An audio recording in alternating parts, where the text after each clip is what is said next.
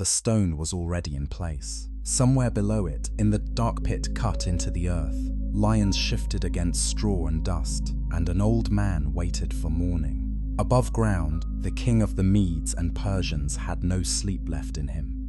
His decree had trapped the one servant he trusted most, and now the night itself seemed to accuse him. If Daniel died, it would not simply be the death of a court official. It would be the question that had followed empires for generations. Who truly rules when kings make laws they cannot control?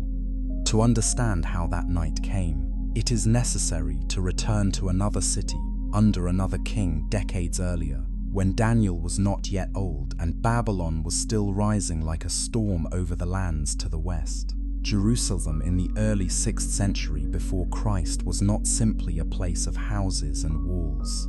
It was the city of the temple, the center of Judah's worship, the place where covenant memory and national identity met. But by the year 605 BCE, the little kingdom of Judah stood in the path of a power far larger than itself. Assyria had fallen. Egypt was losing ground. Babylon, under Nebuchadnezzar, was gathering the old lands of the Near East into its hands. In that world, conquest did more than seize territory. It reordered reality. A victorious empire did not merely want taxes and loyalty. It wanted proof that its gods, its kings, its language, and its way of life stood above those of the defeated. That is why the first deportations from Judah mattered so much. Babylon carried away not only treasure from the temple, but also young men from noble or prominent families, men who could be educated, tested, and turned into servants of the empire. The strategy was exact and cold. Break a people's future leadership, then rebuild it in your own image. Daniel entered history at that point of fracture. The book that bears his name begins not with triumph, but with loss. Nebuchadnezzar came against Jerusalem. The city was placed under pressure. Sacred vessels from the house of God were carried off to the land of Shinar and placed in the treasury of a foreign deity. It was a military act, but also a theological insult. In the thinking of the ancient world, when temple objects were taken, it looked as though one god had defeated another. Babylon wanted the conquered to feel that shame deeply. Among the captives taken into royal service were Daniel, Hananiah, Mishael, and Azariah. They were selected because they were young, able, intelligent, suitable for service in the palace, and capable of learning the literature and language of the Chaldeans. The training would last years. This was not prison in the simplest sense. It was a more refined kind of pressure. The empire offered advancement, food from the king's own table, education in the great traditions of Babylon, and proximity to power. Yet every one of those gifts carried a demand: to eat, to study, to speak, to serve, to receive a new name. Each step asked the same question. Would these exiles remain who they had been, or would Babylon decide that for them? The pressure reached even into their names. Daniel, whose Hebrew name honored the God of Israel as judge, was given a Babylonian name. Hananiah, Mishael, and Azariah were also renamed. In the ancient world, names were not empty labels. They carried memory, allegiance, and often the name of a god. To rename a captive was to make a claim over his story. Babylon was saying that these young men would now belong to a different order, a different court, a different world. Their past would be folded into imperial service, their identity translated into the language of the conqueror. Yet the strange power of Daniel's story begins here, not in open revolt, not in the dream of political rescue, but in faithful endurance inside the machinery of empire. He was taken from Jerusalem, trained in Babylon, surrounded by the symbols of another religion, and still the center of his loyalty did not move. The book does not hide the scale of Babylon's greatness. Its walls were renowned, its temples were rich, its bureaucracy was sophisticated. Its king would become one of the most formidable rulers of the age. Daniel didn't survive because Babylon was weak. He survived because his faith had to learn what it meant when God's people no longer held power, land, or freedom, and when obedience had to be practiced in a foreign court under foreign gods. That is why the story remains so unsettling. Daniel's life does not begin in victory. It begins in displacement, in humiliation, in the long silence that comes when heaven seems not to stop the invader. And still, inside that silence, the question that would define his years had already been asked. If Jerusalem could fall, if the temple vessels could be carried away, if the young could be trained in the service of Babylon, had the God of Israel been defeated? Or was something larger at work, something that kings and armies could not yet see? Chapter 2. Babylon did not try to civilize its captives by kindness alone. It used splendor, language, routine, and reward. The young Judeans were drawn into a world of scribes, omen readers, court officials, and administrators. They would have heard Akkadian and Aramaic in the halls, learned the lore of a culture ancient even in their own day, and moved through a city whose scale must have seemed almost impossible after Judah. Babylon was not merely a military camp. It was one of the great capitals of the ancient world, filled with processional ways, towering gates, state archives, and temples raised to gods who had shaped Mesopotamian religion for centuries. A captive entering such a city could easily believe that history itself had chosen its side. The education offered to Daniel and his companions was therefore not neutral. Empires never educate without hope of loyalty. The literature of the Chaldeans included wisdom, law, astronomy, ritual knowledge, and methods of reading signs in heaven and earth. Court experts studied dreams, livers of sacrificed animals, stars, and portents. Their task was to advise power by interpreting reality. Babylon assumed that knowledge and empire belonged together. If Daniel was to rise in that system, he would have to learn its language and understand its categories. The remarkable thing is that the text does not portray such learning as contamination in itself. Daniel becomes highly skilled, perceptive, and capable within the court. The tension lies elsewhere. He may learn Babylon's world, but he must not surrender the God who stands above it. That first great test comes in a place so ordinary it could be missed: the table. The king assigned food and wine from his own provision. To many, this would have looked like privilege. In the palace, royal food signaled favor, status, access. But Daniel resolved not to defile himself with it. The text does not fully explain every reason, and careful readers have long noted that several factors may be involved. The food may have violated Israel's dietary boundaries. It may have been associated with pagan ritual. It may have represented dependence on royal generosity, in a way Daniel believed compromised covenant faithfulness. What matters is not that every modern reader can reconstruct the entire logic, but that Daniel understood the moment as a boundary line. His resistance was striking, because it was neither loud nor careless. He did not begin with insult. He asked the chief official for permission. When the man feared for his own life if the young Hebrews appeared weaker than the others, Daniel proposed a test. For 10 days, let them eat vegetables and drink water, then compare them with the other trainees. This is not the posture of a fanatic eager for confrontation. It is measured courage. Daniel looks for a faithful path, without pretending that the risks are unreal for the people around him. The official's fear was sensible. Royal courts were dangerous places. A servant who failed his king might lose more than his position. Yet the test was granted, and at its end Daniel and his companions appeared healthier and better nourished than those who ate the king's food. The steward allowed the arrangement to continue. It is a quiet episode when compared with furnaces and lions, but it reveals the shape of Daniel's faith before the dramatic miracles arrive. His obedience begins in restraint, discipline, and refusal to let exile decide the terms of holiness. The result is framed in a way that matters deeply. God gave these 4 young men learning and skill in all literature and wisdom, and Daniel had understanding in all visions and dreams. The language is deliberate. Their success is not presented as a reward from Babylon, though Babylon provided the school. It is not treated as mere natural talent. though talent is clearly involved. Their advancement in the empire does not mean the empire owns their future. The god of the exiles still gives gifts in a foreign land. When the training period ended, Nebuchadnezzar examined them himself. None was found like Daniel, Hananiah, Mishael, and Azariah. In every matter of wisdom and understanding, they were found superior to the magicians and enchanters in the kingdom. The irony is already sharp. Babylon had captured Judean youths in order to strengthen Babylon. Yet the excellence these young men displayed came from the god Babylon assumed it had humiliated.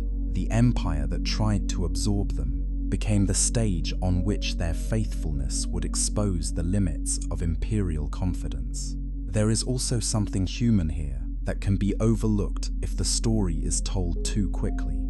Daniel and his friends were not abstract heroes floating above ordinary fear. They were displaced men in a court where one wrong move could end them. They had lost their home, seen the beginning of Judah's collapse, lived under renamed identities, and had no visible guarantee that obedience would lead anywhere but danger. Their faithfulness, then, was not naive. It was chosen under pressure. The point was not that vegetables were magic, or that water made them holy, or that Babylon could be defeated by diet.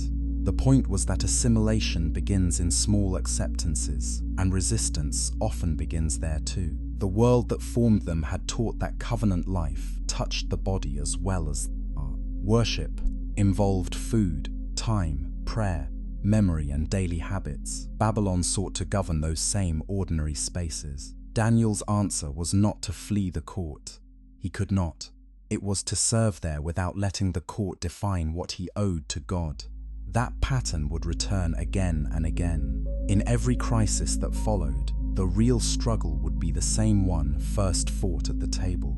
Whether a servant of the Most High could live faithfully inside a world determined to rename, retrain, and repurpose him. Chapter 3. The first great public turning point in Daniel's life came not through his own ambition, but through the failure of the empire's wisdom. Nebuchadnezzar had a dream that unsettled him so deeply that sleep left him. Kings in the ancient Near East did not treat dreams lightly.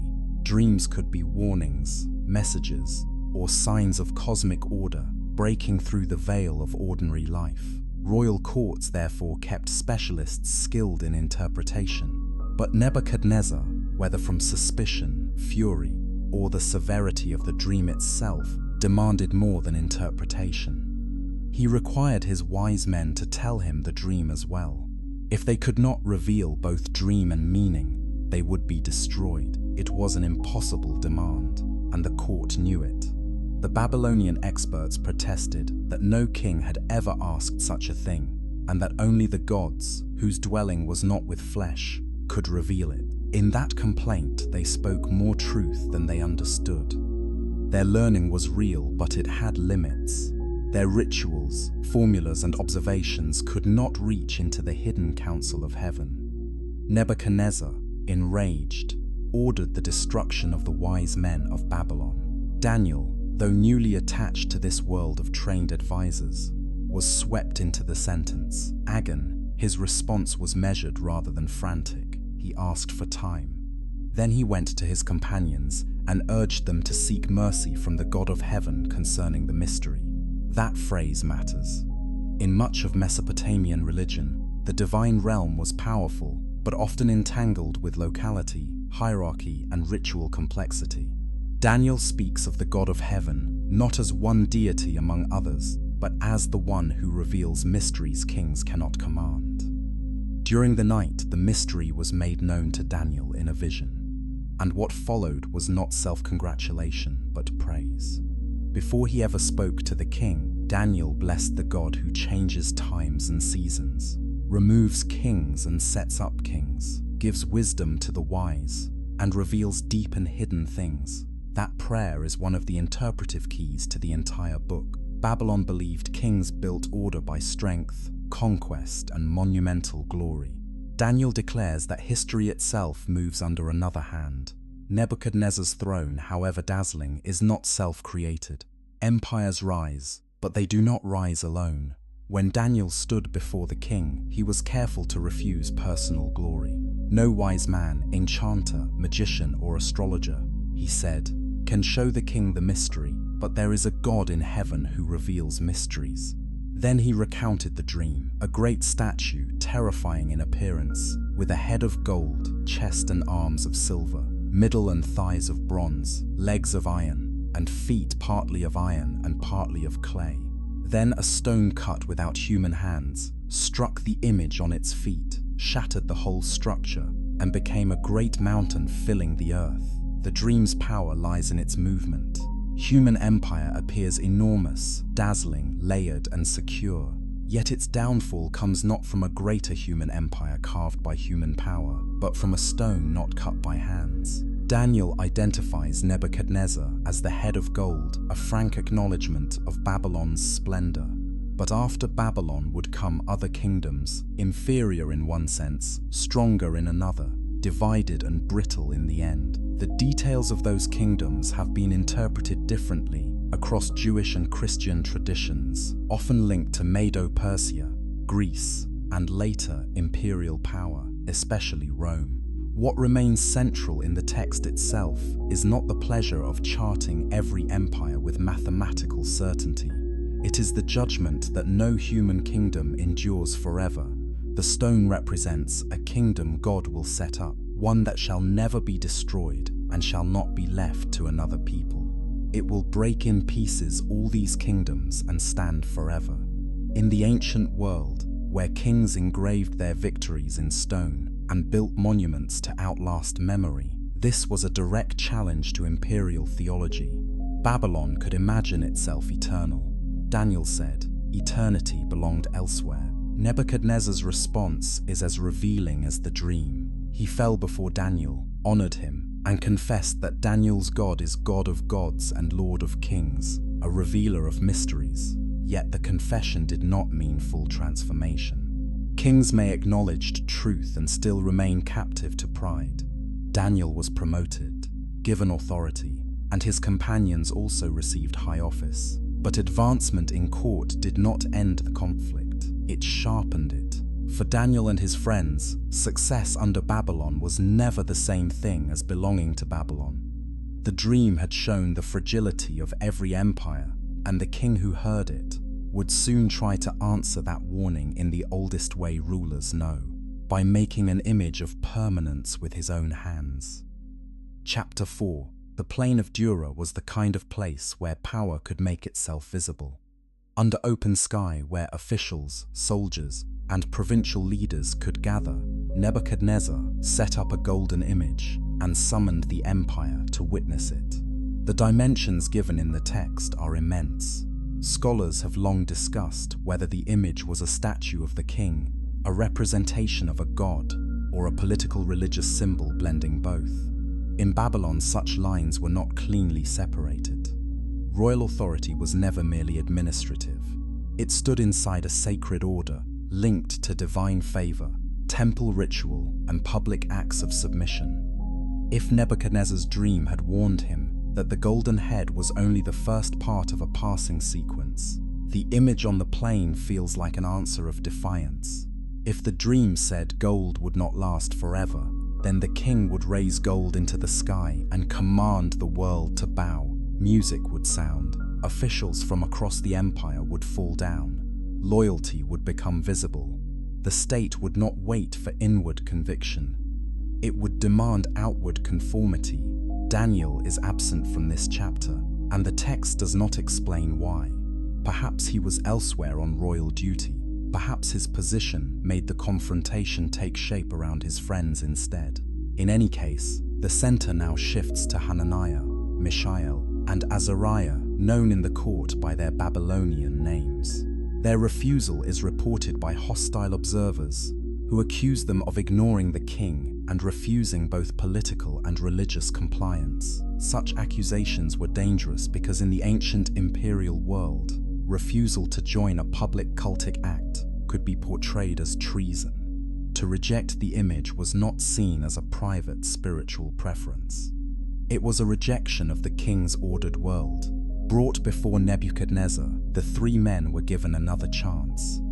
The king's question carried both insult and threat. What God would deliver them out of his hands? Their answer remains one of the clearest statements of faithful courage in all biblical narrative. They did not promise themselves rescue. They did not bargain with fear. Our God whom we serve is able to deliver us from the burning fiery furnace, they said, and he will deliver us out of your hand, O king. But if not, let it be known that we will not serve your gods or worship the golden image you have set up. The force of those words lies in the phrase, but if not. Faith here is not confidence that obedience always leads to immediate safety. It is loyalty that survives even when rescue is uncertain. In exile, under imperial threat, these men refuse to make deliverance the condition of worship. Their God is able. That much is beyond question. But whether he saves them in the way they hope is his to decide. Their obedience does not depend on outcomes they can control. Nebuchadnezzar's fury rises accordingly. The furnace is heated beyond ordinary measure. The men are bound in their clothes and thrown in, and the heat is so severe that the soldiers carrying out the order are themselves killed. The scene is harsh, physical, and public. State violence wants witnesses. It wants submission to spread by fear. Yet what the king sees next is not the triumph of power, but its humiliation. The men are walking in the fire, unbound, and there is a fourth figure with them, described in language Nebuchadnezzar himself struggles to name. Later readers have interpreted that figure in different ways. An angelic messenger, a manifestation of divine presence. In Christian tradition, sometimes read more directly through Christological lenses. The text itself emphasizes what the king can see, that the condemned are not alone. When the men come out, there is no sign of burning on them. Their hair is not singed. Their garments are not harmed. The smell of fire is absent. The miracle is told with concrete detail, almost as if to deny every attempt to reduce it into metaphor. Their bodies carry no evidence that the empire's furnace had any final claim over them. Nebuchadnezzar then blesses the God of Shadrach, Meshach, and Abednego, who sent his messenger and delivered his servants who trusted in him. He issues a decree protecting the honor of their God and promotes them in the province of Babylon. Once again, a king is forced into recognition. Once again, recognition falls short of complete surrender. That pattern matters. Human rulers may honor God after a miracle and yet still remain unstable in soul. Power can bow for a moment without being remade. For the exiles, however, the event means something profound. Jerusalem had burned. The temple had been looted. Judah had been shamed before the nations. Yet in Babylon itself, before the officials of empire, the God of Israel showed that he was not confined to ruined walls in a conquered land. He was present in the furnace of exile. The lesson was not merely that God can save. It was that the place of apparent defeat may become the place where his sovereignty is seen most clearly. Fire, which Babylon meant as proof of control, became instead the setting where allegiance beyond fear stood exposed in full view of the world. Chapter 5, Nebuchadnezzar's story, does not end at the furnace. Power had been checked, astonished, and even made to praise, but it had not yet been humbled at the root. Sometime later the king dreamed again, and this dream was not about a statue of successive kingdoms, but about a single vast tree. It stood in the midst of the earth, growing strong, visible to the ends of the world. Its leaves were beautiful, its fruit abundant, and under it the beasts found shade, while birds nested in its branches. It fed many. For any ancient king, the image was almost flattering by instinct. Great rulers were often described through cosmic or natural symbols that suggested shelter, fertility, and dominion. Empire liked to imagine itself as the tree beneath which the nations could live. Then the dream turned. A watcher, a holy one, came down from heaven and called for the tree to be cut down, its branches stripped, its fruit scattered. Yet the stump was left in the ground, bound with iron and bronze, while the heart of a man was changed and given the mind of a beast for 7 times. The decree, Daniel later explains, is given so that the living may know that the Most High rules the kingdom of men and gives it to whom he will. Daniel understood the dream before he wished to speak it. The text says he was dismayed for a while, and his thoughts alarmed him. This hesitation is revealing. He is not eager to pronounce doom, even after years in Babylon, even before a king whose pride has already endangered the faithful. Daniel responds with grief. He wishes the dream concerned the king's enemies. Such moments keep the narrative human. Judgment may be just, but it is not entertainment. The interpretation is direct. The tree is Nebuchadnezzar. His greatness has grown. His dominion reaches wide. But because of pride, he will be driven from among men, made to dwell with the beasts of the field, eat grass like an ox, and remain so until he knows that the Most High rules the kingdoms of men. The spared stump holds out hope. The kingdom will be confirmed again to him after he learns that heaven rules. Daniel even counsels the king to break off his sins by practicing righteousness and show mercy to the oppressed. This counsel matters. Pride in the biblical sense is not merely inner arrogance. It expresses itself through unjust rule, self-exaltation, and neglect of those crushed beneath power. For a time, the warning appeared suspended. Then came the moment the dream had prepared. Walking on the roof of the royal palace, Nebuchadnezzar looked over Babylon and said, in effect, that this great city existed by his mighty power and for the glory of his majesty. Historically, the boast was not empty in ordinary terms. Nebuchadnezzar truly was a great builder. Inscriptions from his reign celebrate vast projects, fortifications, temples, and the adornment of the city. Babylon under him was magnificent. But that is precisely why the judgment cuts so sharply. Pride does not always grow out of illusion. Sometimes it grows out of real achievement wrongly claimed as self-originating. While the words were still in the king's mouth, judgment fell.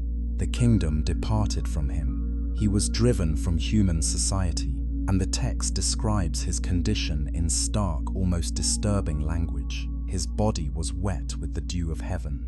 His hair grew long like eagle's feathers. His nails became like birds' claws.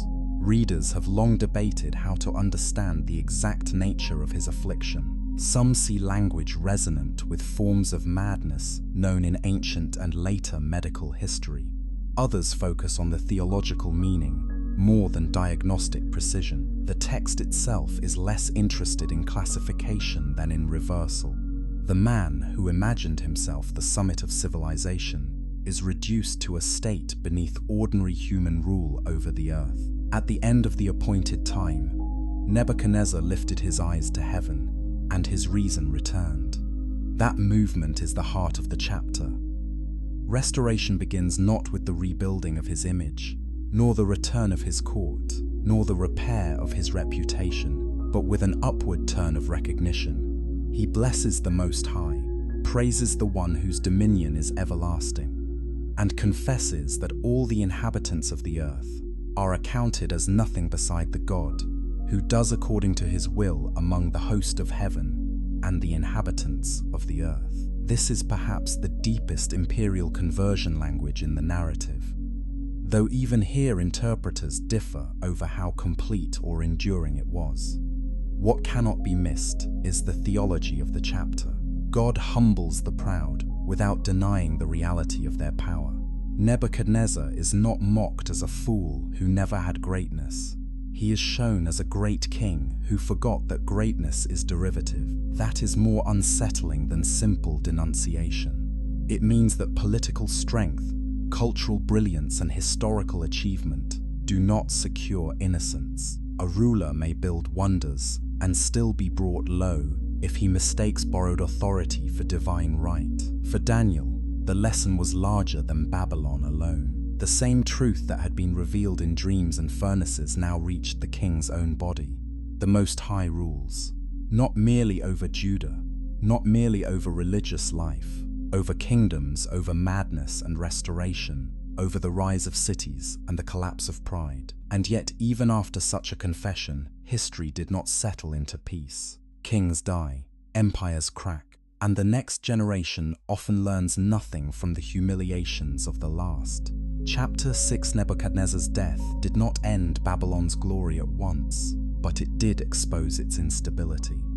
In the years that followed, the throne passed through weaker hands, contested ambitions, and shifted loyalty. Ancient records outside the Bible confirm how restless the later Neo-Babylonian period became, marked by succession struggles and short reigns before the final years of Nabonidus and his son Belshazzar. The empire still looked imposing from the outside. Its walls still stood, its rituals continued, its treasures remained in place. But greatness can begin to decay long before it appears broken. The Book of Daniel captures that decay in one unforgettable scene. Belshazzar held a great feast for 1,000 of his lords and, in a display of arrogance deeper than mere luxury, ordered the vessels taken from the temple in Jerusalem to be brought out so that he, his nobles, his wives, and his concubines might drink from them. This was not simple carelessness. It was sacrilege made festive. Sacred objects carried into exile as trophies of conquest were now used in a banquet, praising gods of gold, silver, bronze, iron, wood, and stone. What Nebuchadnezzar had at least learned to fear, Belshazzar treated as material for entertainment. Then came the hand. Not a man entering the hall, not an army breaching the gate, but fingers writing on the plaster of the wall near the lampstand. The king's color changed. His thoughts terrified him. His limbs gave way. The image is almost painfully intimate. A ruler presiding over luxury collapses inward before a sentence he cannot read. Once again, the empire's wise men are summoned, and once again they fail. Knowledge does not help when judgment arrives in a form the court cannot master. Daniel is brought in, now an older man, remembered from the days of Nebuchadnezzar, as one in whom is the spirit of the holy gods, as the Queen Mother puts it in courtly language. Belshazzar offers him purple, gold, and rank if he can read the writing. Daniel refuses the bribe, though he agrees to speak the truth. Before interpreting the words, he delivers a history lesson the king should already know. The Most High gave Nebuchadnezzar kingship and greatness, glory and majesty. But when his heart was lifted up, he was brought low until he learned that the Most High rules the kingdom of mankind. And you, Belshazzar, Daniel says, have not humbled your heart, though you knew all this. That line reaches beyond one king. There are few moral failures more serious than inherited arrogance combined with learned indifference. Belshazzar was not judged because he lacked evidence. He ruled in the shadow of a story already written into the memory of the palace. He knew what pride had done before. He chose it anyway. The inscription is brief and devastating. Numbered, weighed, divided. God has numbered the days of your kingdom and brought it to an end. You have been weighed in the balances and found wanting. Your kingdom is divided and given to the Medes and Persians. The language has a formal, almost administrative force, as if heaven were issuing the final audit of empire. Judgment does not roar. It writes that very night Babylon fell. Historical details surrounding the Persian conquest in 539 BCE have been discussed for generations. Ancient sources describe Cyrus's advance and the capture of Babylon, with remarkably little of the destruction that might be expected from such a famous transition. The city's defenses were formidable, but no wall can outlast divine verdict. Whether through political fracture, military strategy, or internal weakness, the empire that had seemed immovable passed into other hands. The biblical narrative now introduces Darius the Mede as the ruler receiving the kingdom. His precise historical identification has long been debated. Some connect the title with a governor under Cyrus. Others see a literary or dynastic framework that reflects the transition between empires. The uncertainty is worth stating because Daniel's story is not weakened by honest limits in reconstruction. The text's theological point is not that every modern historical puzzle is simple. It is that Babylon ended exactly as Daniel's God had long declared human kingdoms would end, numbered, weighed, and unable to preserve themselves forever. For the Jewish exiles, this mattered profoundly. The empire that had destroyed Jerusalem was not eternal. The city that renamed captives and looted the temple could itself be judged in a night. Yet Daniel's life also shows that the fall of one empire does not bring an easy world. A new ruler means new laws, new politics, new jealousies. The faithful servant of God does not retire into safety. Simply because one oppressor falls, another court rises, and the old question returns in another form. Can a man remain loyal to God when kings change but power's demands remain the same? Chapter 7. Under the new regime, Daniel's worth became visible once more. Darius appointed satraps and high officials over the kingdom, and Daniel so distinguished himself among them that the king planned to set him over the whole realm. By now Daniel was no longer the young captive from Jerusalem. He was an old statesman seasoned by decades at court, by dreams, threats, imperial changes, and a lifetime of prayer. His rise was not sudden brilliance but proven integrity. The text says an excellent spirit was in him, a phrase that suggests not only intelligence but trustworthiness, steadiness, and a quality of life others could not easily imitate. That is what made him dangerous to rivals. In courts, jealousy often wears the clothing of legal order. The other officials sought grounds for complaint against Daniel in connection with the kingdom, but they could find none. He was faithful. No error or fault was found in him. The problem, from their point of view, was that ordinary corruption offered no handle. So they reasoned that the only way to trap Daniel was through the law of his God. This in itself is one of the strongest testimonies the narrative gives. His enemies did not accuse him of secret disloyalty, greed, or incompetence. They knew that his public character and his worship were inseparable. The plot was cunning because it relied on vanity and legal finality.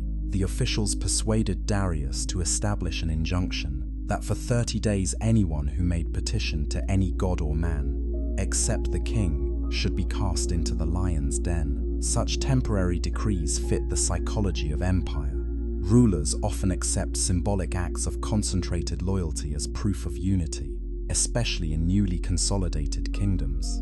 The law of the Medes and Persians was also portrayed as unalterable once sealed, giving the trap its force. Darius appears less vicious than Nebuchadnezzar in this episode, but he is still vulnerable to the same old temptation, to enjoy a form of honor that rightly belongs elsewhere. When Daniel learned that the document had been signed, he went to his house, where his windows opened toward Jerusalem, and prayed 3 times a day as he had done previously.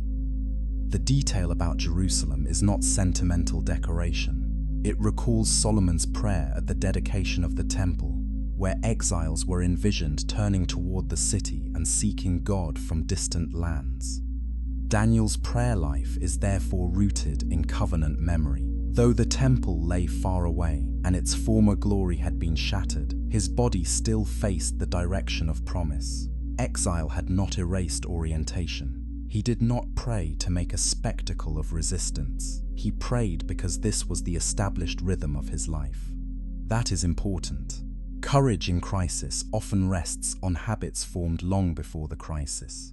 Daniel does not suddenly become faithful when the decree is announced. He continues to be what he already was. The officials know exactly where to find him because his devotion has never been hidden. When the accusation is brought, Darius is distressed. He labors until sunset to rescue Daniel, but the law cannot be revoked. Here the king becomes trapped inside his own system, just as rulers often do when they mistake authority for control. He can issue the sentence, but he cannot master its consequences. Daniel is brought to the den, and Darius speaks with a mixture of hope and helplessness.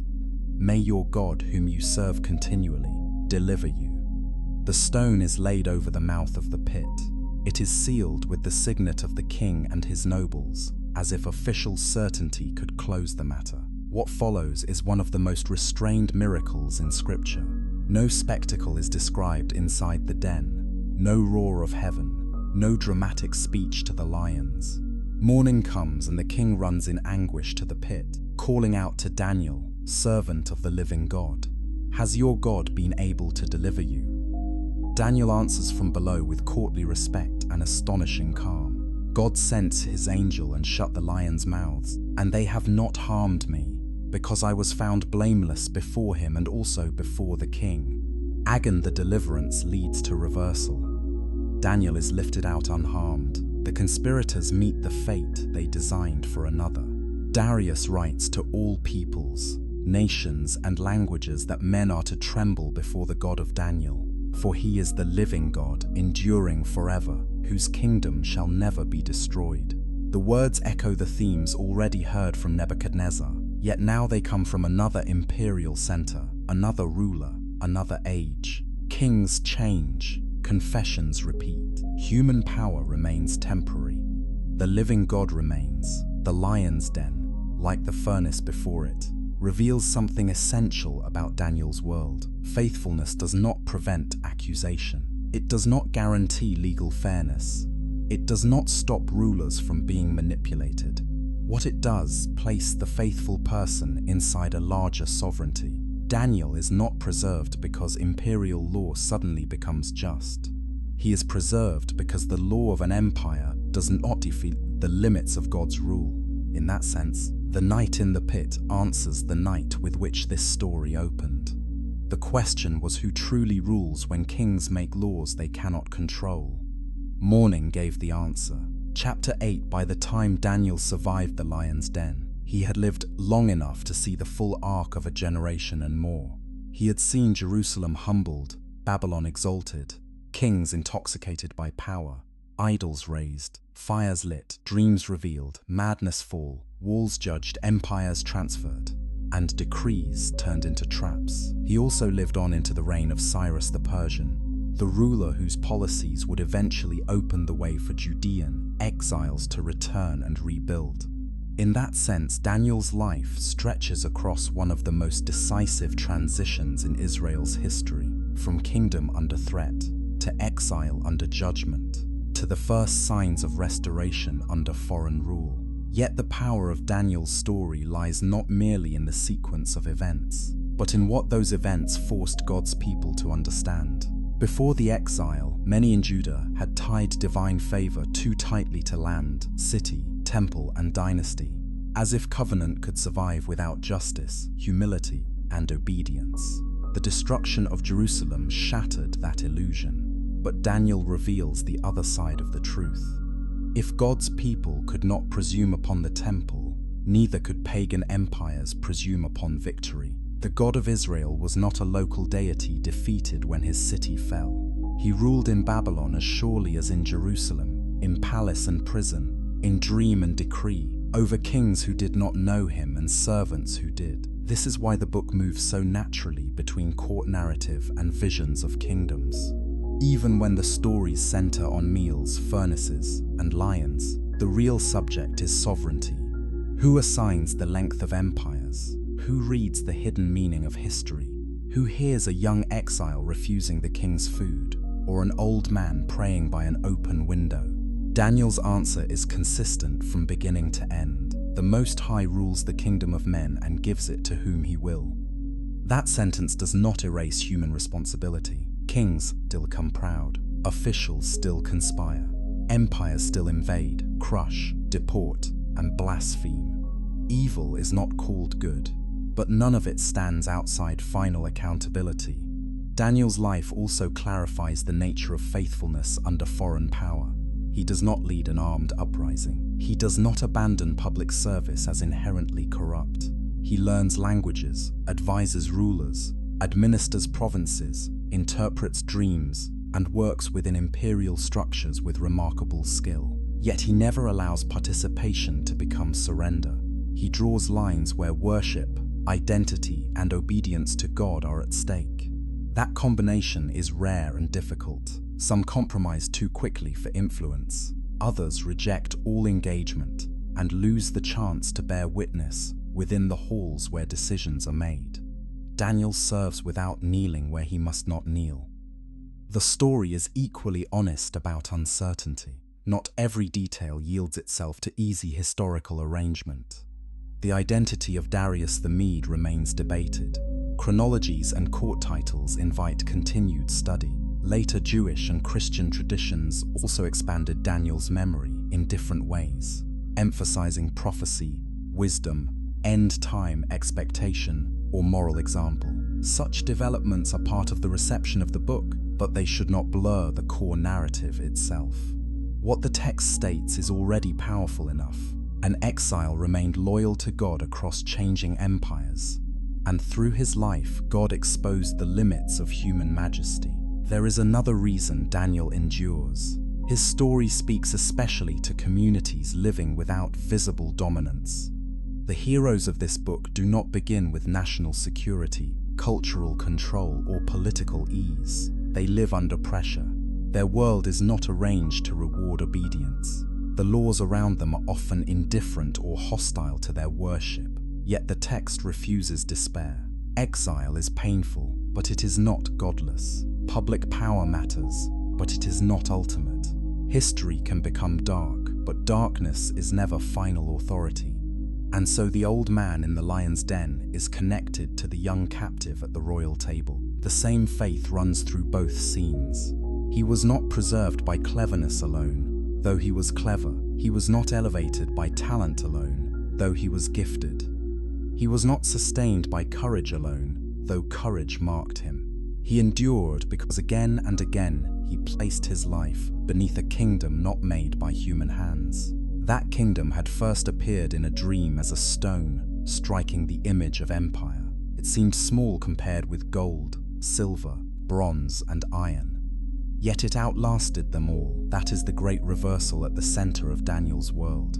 Human kingdoms always look massive while they stand. God's kingdom appears hidden, patient, almost quiet by comparison. But Babylon fell. Nebuchadnezzar died. Belshazzar's feast ended in terror. Darius's law could not govern dawn. Cyrus too would pass. The stone remains, chapter 9. When Daniel disappears from the biblical story, there is no grand death scene, no final monument, no royal tomb described in his honor. That too is fitting. The book is not finally about the greatness of Daniel. It is about the God who kept a servant steady while kingdoms shook around him. Daniel's personal legacy is therefore unlike the legacy of emperors. Nebuchadnezzar left walls, inscriptions, palaces, and memories of architectural splendor. Daniel left something less visible and more durable, a witness to what faith can look like when history turns against the people who hold it. His story begins with loss because that is often where serious faith begins to speak most clearly. A generation was dragged from its land, sacred objects were seized, names were changed. The strongest political fact in the room seemed to be Babylon. Yet by the end of the story, Babylon is gone, and the sentence that outlives it is not Nebuchadnezzar's boast, not Belshazzar's decree, not Darius's law, but the confession forced from rulers again and again that heaven rules. This does not mean Daniel lived in a world of easy miracles. The book is marked by danger because faithful life in exile is dangerous. The furnace was real fire. The den held real lions. Court politics were real. The humiliation of conquest was real. Even God's deliverances are not given in a way that removes all tension from obedience. Shadrach, Meshach, and Abednego confessed that God was able to save them, but if not, they would still refuse the idol. That sentence is one of the anchors of the entire narrative. True faith is not a bargain for safety. It is allegiance offered before the outcome is known. For long-form memory, perhaps that is why Daniel has never faded.